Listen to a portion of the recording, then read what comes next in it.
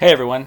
So this is a short video that we made that looks at something that you've probably learned about quite a while ago in math that you maybe haven't seen applied to thinking about solving equations. And so we're going to try to use some previous knowledge in a very specific way with this video. This video is about the commutative property. And the commutative property in mathematics is fairly straightforward. All it really says is the order of numbers when we do certain operations does not matter. That might be worth putting in your notes. You've definitely seen the commutative property, and you definitely know how it works. Here's a really quick example. If you have the expression 3 plus 4, you can think of that expression as 4 plus 3. That the order of these two numbers does not actually matter. So there's a commutative property of addition, and likewise, there's a commutative property of multiplication. So 3 times 4 and 4 times 3 are the same thing. Okay? So we have a commutative property of addition and a commutative property of multiplication. Notice we don't have a commutative property of subtraction. 3 minus 4 and 4 minus 3 are not the same thing. Likewise, 3 divided by 4 and 4 divided by 3 are not the same thing. So for these operations, it does not work. We're going to see a way to kind of get around that, thinking about some of our double inverses. But the main thing to note is that we think about using this with addition, and we think about using this with multiplication. Now, rather than going through more examples, let's see what this looks like when trying to solve an equation. So here's an example of an equation that you guys would solve in a fairly straightforward way. 3x plus 4 equals 19.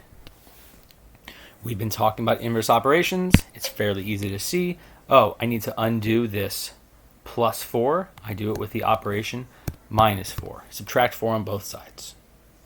But we've also seen equations like this. 4 plus 3x equals 19.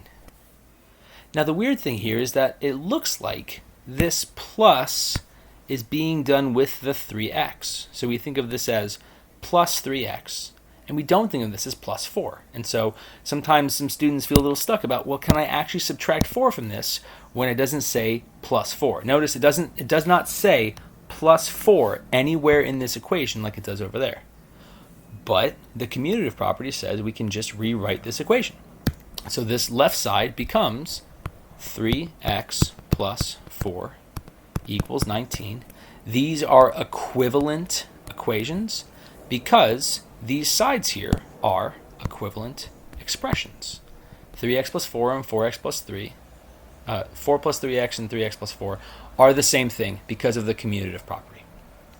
So this lets us kind of not have to necessarily always write this out, but we can use this property when solving. So if we have something like 4 times x plus 3 is equal to 20, well, even though it doesn't say times 4 on this left side here, right? We don't see the multiplication followed by the number 4. We know that this is equivalent to x plus 3 times 4. And here we can see that there's a times 4, and we know that if we want to cancel out a times 4, we would have to use a divide by 4. And so we're dividing both sides by 4.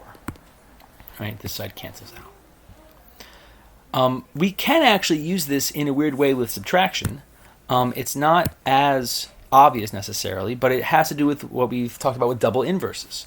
So if we have something like 4 minus 3x, and that equals, I don't know, let's say 22.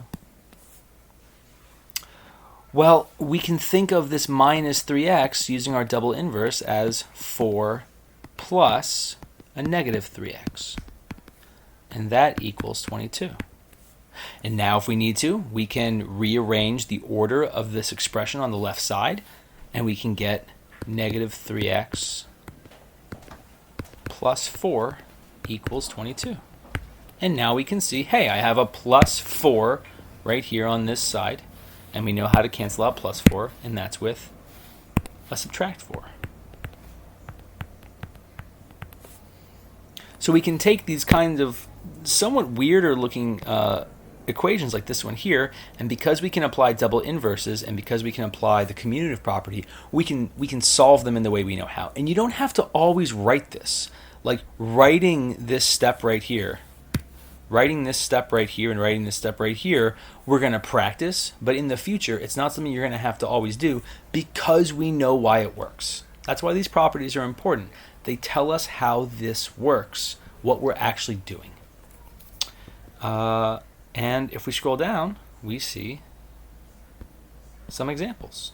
So these are the ones that you're going to work on with your group members. So solve the following by first using the commutative property, then using inverse operations. Okay. Well, I hope that was fun. I had a great time.